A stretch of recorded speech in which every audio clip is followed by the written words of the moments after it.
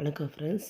நம்ம இன்றைக்கி rajma soya chunks rice செய்யலாம். அது எப்படி செய்கிறதுன்னு நம்ம பார்த்துக்கலாம் வாங்க. அதுக்கு ஒரே ஒரு கிளாஸ் அரிசி, ஜீரக சம்பா அரிசியை நம்ம ஊற வச்சுக்கலாம், கழுவி ஊற வச்சுக்கலாம். இப்போ நம்ம ஒரு பேனில் வந்து கொஞ்சோண்டு எண்ணெயும், கொஞ்சம் 2 இலையும், கொஞ்சம் பெருஞ்சீரகமும் போட்டு, வெங்காயம் போட்டு, உப்பு போட்டு அந்த எண்ணெயில் நல்லா வதக்கலாம். 2 பச்சை மிளகாய் போட்டுக்கலாம். கொஞ்சமாக புதினா தழை போட்டுக்கலாம், கொஞ்சம் கொத்தமல்லி தழை போட்டுக்கலாம். இப்போ நம்ம இஞ்சி பூண்டு விழுது 1 ஸ்பூன் போட்டுக்கலாம். இப்போ நல்லா சோயா சங்க்ஸை கழுவி ஊற வச்சு, சுடுதண்ணியில் ஊற வச்சு நல்லா தண்ணி பிழிஞ்சி கழுவி எடுத்து எண்ணெயில் போட்டு நல்லா வறுத்துக்கலாம். எண்ணெயில் வறுக்கும் போது தான் சோயா சங்க்ஸு ரொம்ப நல்லாயிருக்கும், டேஸ்ட்டாக இருக்கும். இப்போ இது நல்லா வறுபட்டுருச்சு. இப்போ வந்து நம்ம பச்சை பீன்ஸும் பச்சை ராஜ்மாவும் அதில் போட்டு வேக வச்சுக்கலாம். இல்லை காஞ்சது இருந்தால் கூட ஊற வச்சு வேக வச்சதை இதில் மிக்ஸ் பண்ணிக்கலாம்.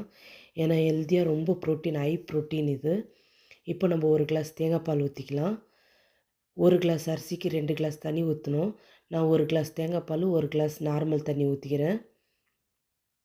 இப்போ இது நம்ம பேனில் தான் செய்ய போகிறோம். 1 கிளாஸ் அரிசியில் தான் செய்ய போகிறோம் நம்ம.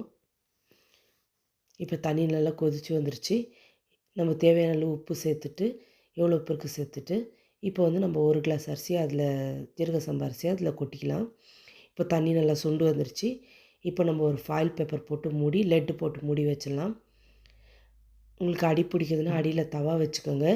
எனக்கு வந்து அடி பிடிக்காது, அதனால நான் சிம்மிலே வச்சு விட்றேன்.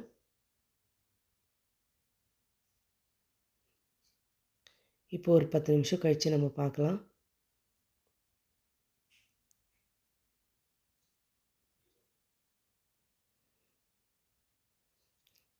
இப்போ திறந்து பார்த்தாச்சு.